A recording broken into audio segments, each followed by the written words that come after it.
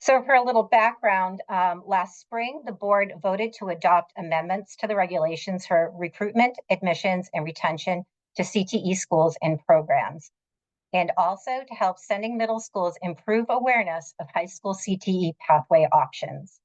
The regulations we are about to review go into effect this school year, and the regulations can be found on the DESE regulations webpage and linked here.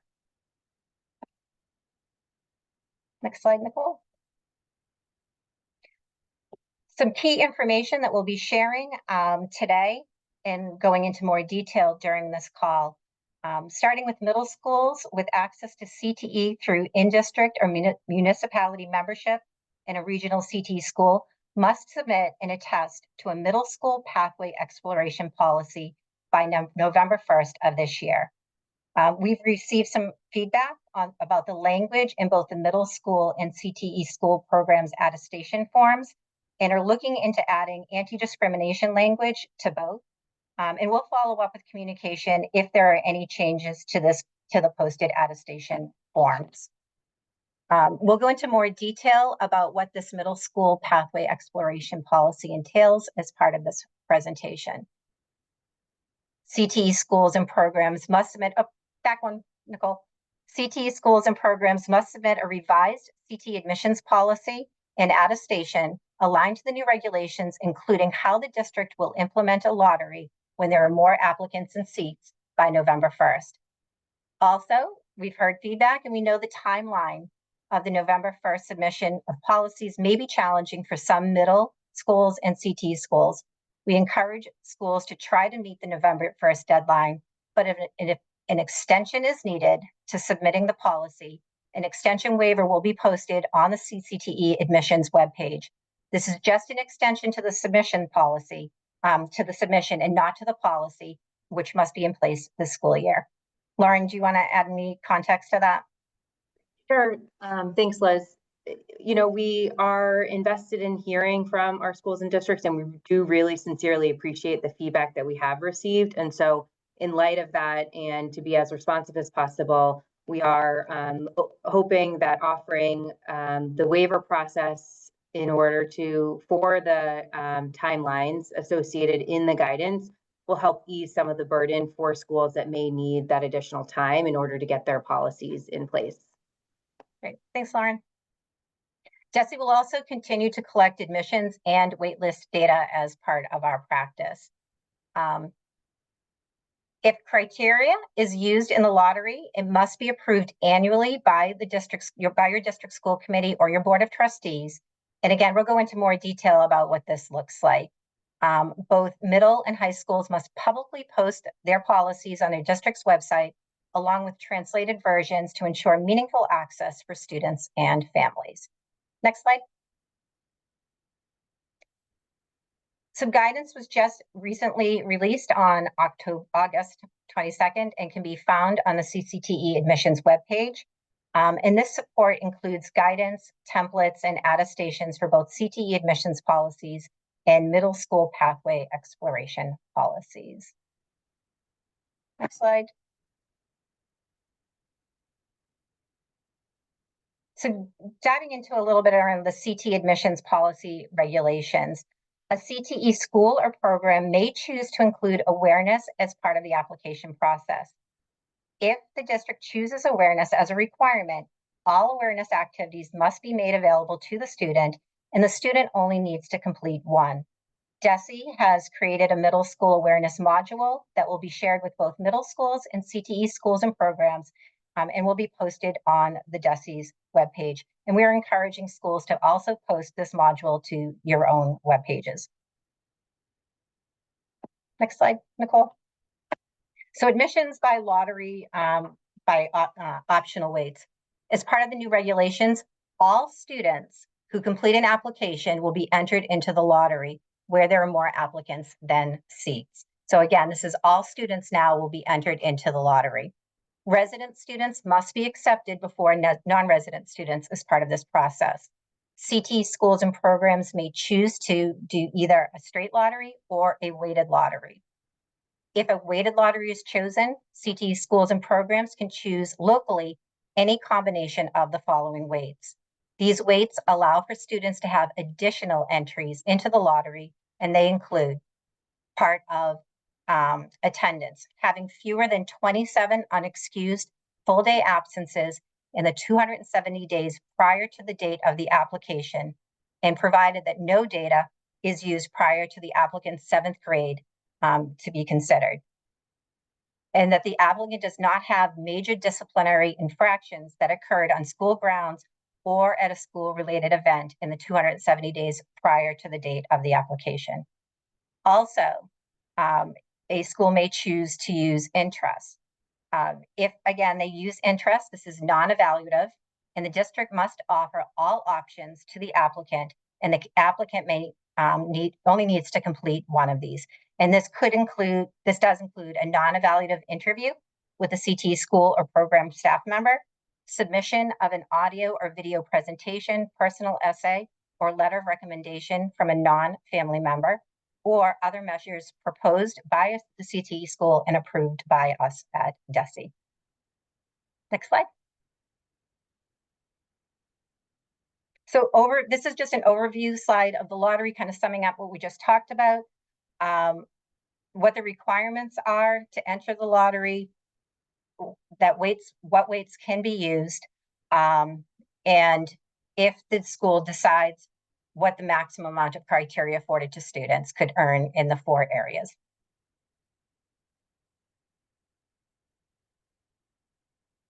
All right, next slide. So I'm going to now turn it over to Director Nicole Smith. She's going to walk through the admissions template with you, and then she's going to go through what the requirements are for middle school. So Nicole, over to you. Fantastic. Before I share the template that is posted on DESE's website and has been shared, just want to make sure we cover the regulations related to a standardized school admissions cycle. So the regulations did update to try to create consistency for students and families, establishing that applications must be available by November 1, and then the due date must be between January 1 and March 1st. All of these dates would be communicated as part of your policy. And we have shared a model policy or template policy for your use, again, published on our website.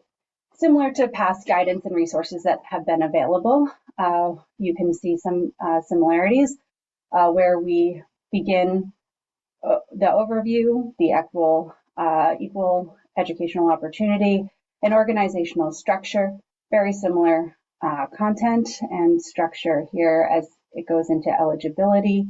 This is where you want to make sure you're including any information that your organization has in apportionment, any information that is pertinent to non-resident students, students who have been homeschooled through middle school, and any school choice participation. This is built out so that you can update and make this relevant to your own policies and circumstances. So you'll see different places where you can add your district name. We have italicized and or highlighted areas where you'll need to include the decisions that have been made by your district or school policy. As we continue down, an important part of the policy is the recruitment processes. Again, here, a chance to outline the specifics of your processes for recruitment, any information that's necessary to know about tours that students would access, and then it moves into the application process.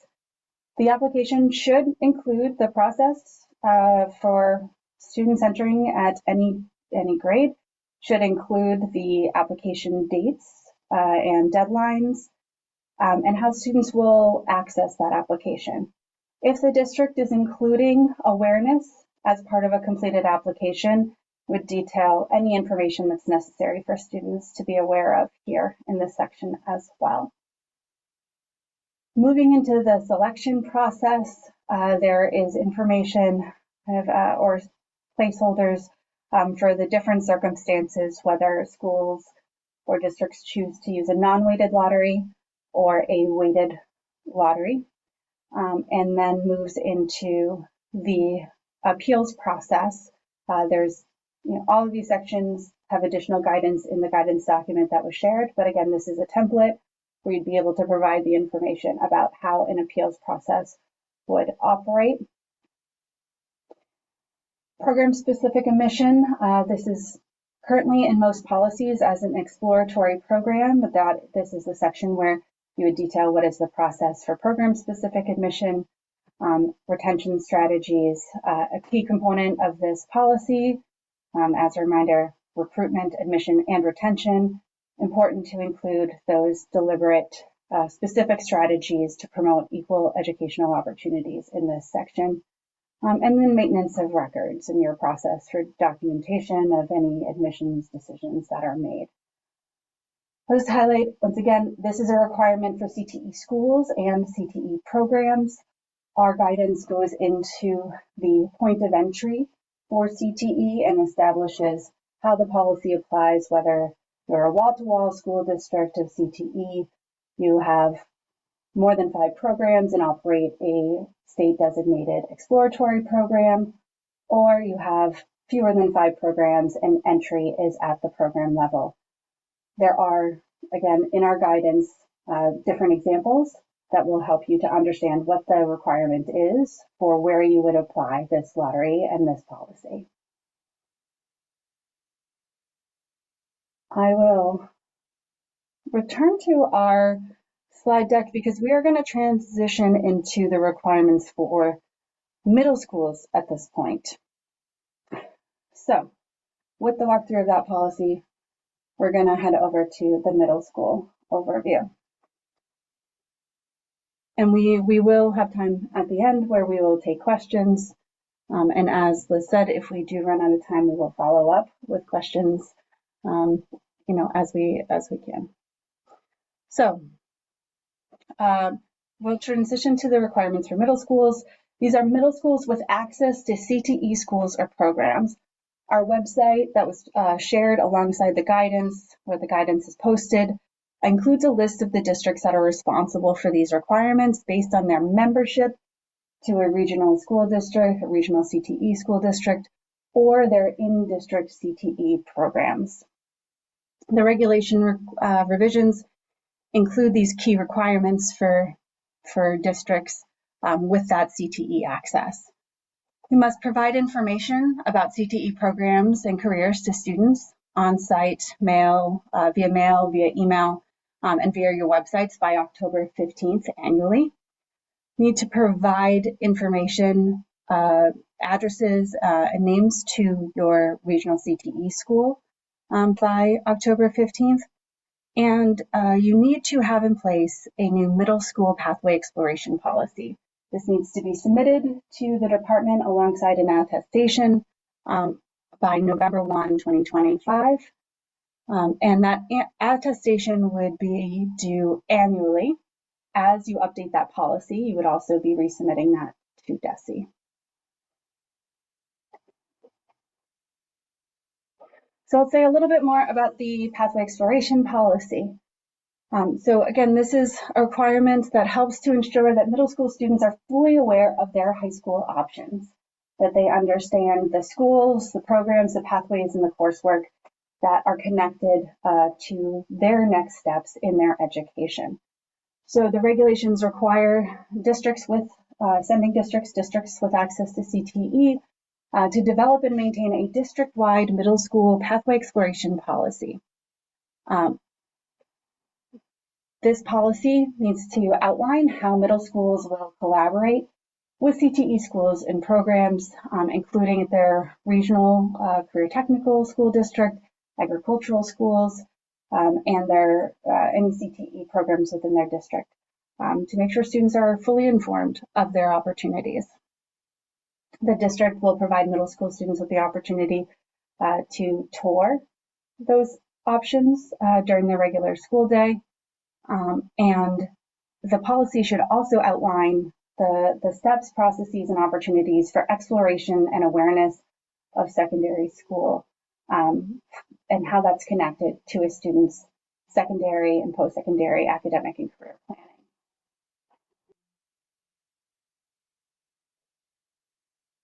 This policy aligns to work that's happening across the state as many districts implement MyCap.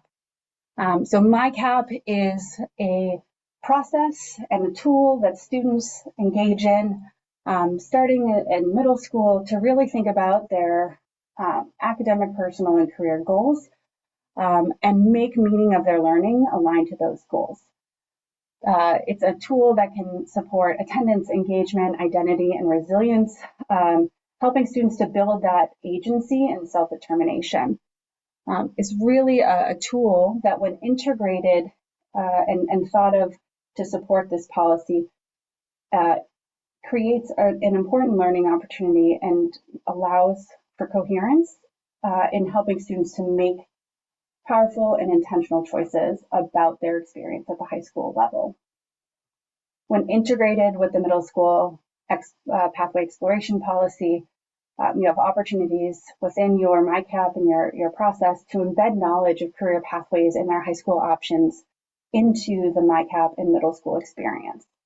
And if the CTE schools or programs in your area use awareness as part of their application, you can embed those awareness activities as part of your MyCap scope and sequence. Liz had spoken to this earlier, but DESE will be posting a CTE awareness video that meets that awareness requirement. And again, MyCap and your communications to students and families is another way to make that available to students. Just as like we did with the CTE policy, I'm going to go ahead and just open the template that we provided for the middle school pathway exploration policy. This is available on our website. And again, we have gotten feedback here as well, and we continue to review and be responsive to that feedback. What I'll show you now is currently posted on our website.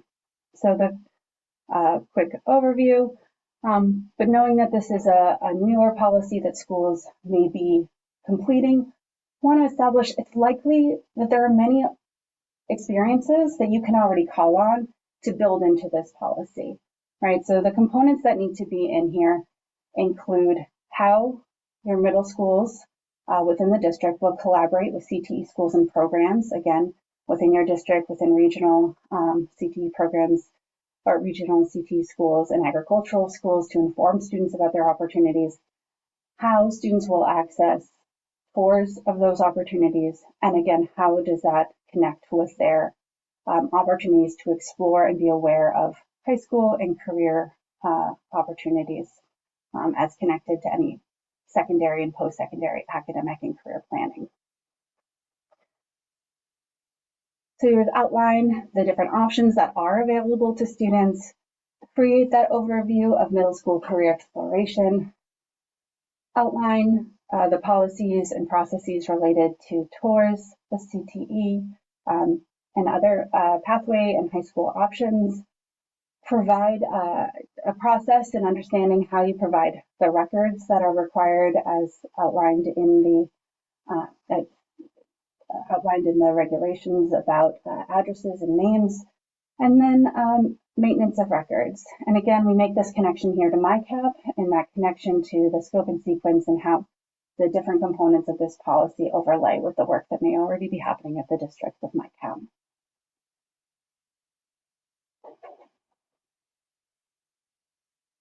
So with that,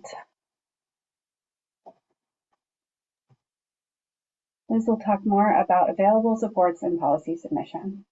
Yeah, thank you, Nicole. As Nicole said, we know that this process is new for many of you, and we are going to be offering lots of support and technical assistance as you are building out your policies. And the support includes working with AAR to provide office hours, technical assistance, and communications about how to submit your policies. And dates for these will be included in the Commissioner's Weekly Update and in our CCTE newsletter. So please subscribe to our newsletter if you don't currently. Additionally, you can reach out to your district liaison, which is listed in the CCTE webpage. Every school has a liaison assigned to them. And if you have middle school questions, you can reach out to Ignacio Chaparro in my office, and high school questions, you can reach out to Marnie Jane. Lastly, all submissions will go through CHAMP, our new platform for submitting information, and we'll be providing technical assistance for this process too.